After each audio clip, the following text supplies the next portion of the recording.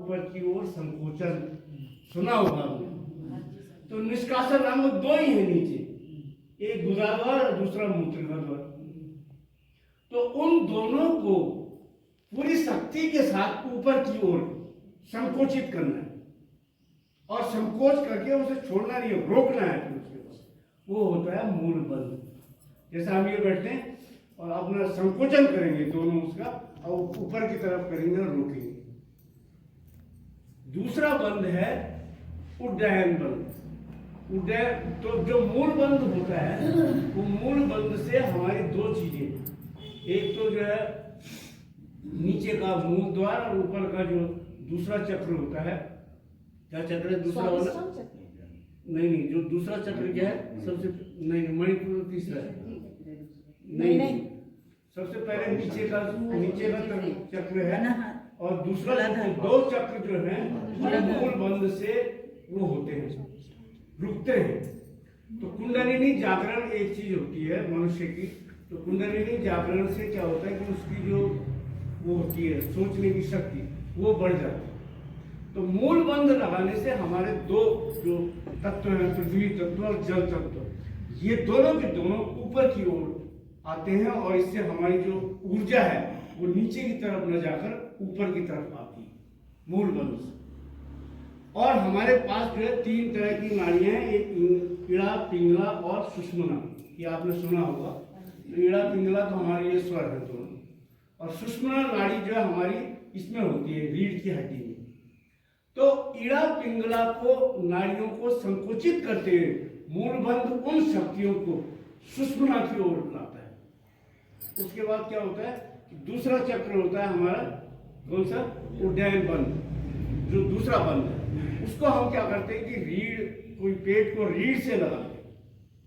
तो जो शक्ति हमें नीचे रोकी होती है वो शक्ति अब हमारी ऊपर की ओर, मूल बंध जब लगता है तो ऊपर की ओर आती है और वो मणिपुर चक्र में आती है। मणिपुर चक्र सारे रोगों का, सारी चीजों का जड़ है पेट। अगर किसी का पेट ठीक नहीं है तो उसको कोई भी रोग, किसी भी तरह की तकलीफ हो सकती है।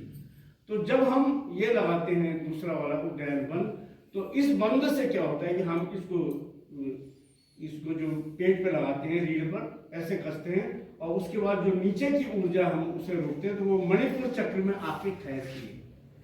हमारी जठराग्नि पूरे पेट के अंगों को सुदृढ़ करती है दूसरे बंध से। इसलिए हम इसे संकुचित करते हुए ऊपर की ओर रोकते हैं सांस। और तीसरे बात वो लगाते हैं हमारा कौन सा है? उड्डयन बंध। उड्डयन बंध में जो दोनों हमारी ये हड्डियां हैं, इसके बीच में एक गड्ढा सा होता है यहाँ पर, दोनों हंसुली के बीच में। तो ये ठोड़ी इसमें लगानी होती है गड्ढे में। तो हमारा जो ये वाला जो चक्र है ये आकर जो यहाँ पर जठराग्नि से उसके बाद ये ऊपर आता है और हमारे जो पूरी ऊर्जा है वो ऊर्ध्वगामी होकर सुषुम्ना नाड़ी में जाती है।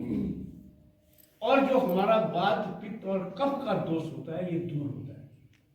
इसलिए इन तीनों बंधों का बहुत बड़ा महत्व है। जो आदमी प्राणायाम में इन तीनों बंधों को लगाना सीख गया तो उसका कुंडलिनी जागरण बहुत जल्दी होता है, बहुत अच्छा उसका प्रभाव होता है। इसलिए इसको आप हल्के में मत लीजिए। उन्होंने कहा कि मुंह त्रिबंध लगाए, पता ही नहीं त्रिबंध क्या लगाना, बैठा हुआ है गर्दन नीचे फिर ऊपर कर। तो उसमें आपने अपनी शक्ति लगानी है।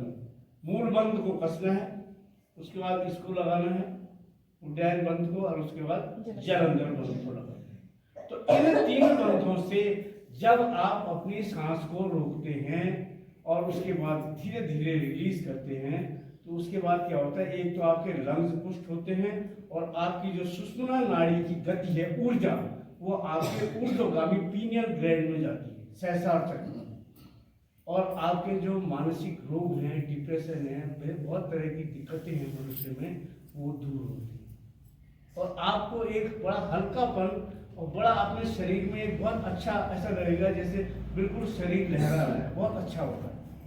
तो इन तीनों बंधों का जो उपयोग है ये मनुष्य के जीवन में बहुत बड़ा रोल प्ले करता है।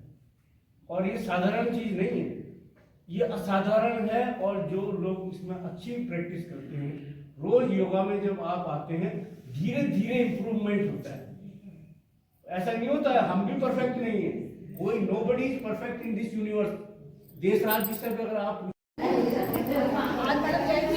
सभी हम योग से घर जाते हुए सुबह की बज चुके हैं 6:45। ये देखो सभी साधक हमारे घर जाते हुए, बहुत ही सुंदर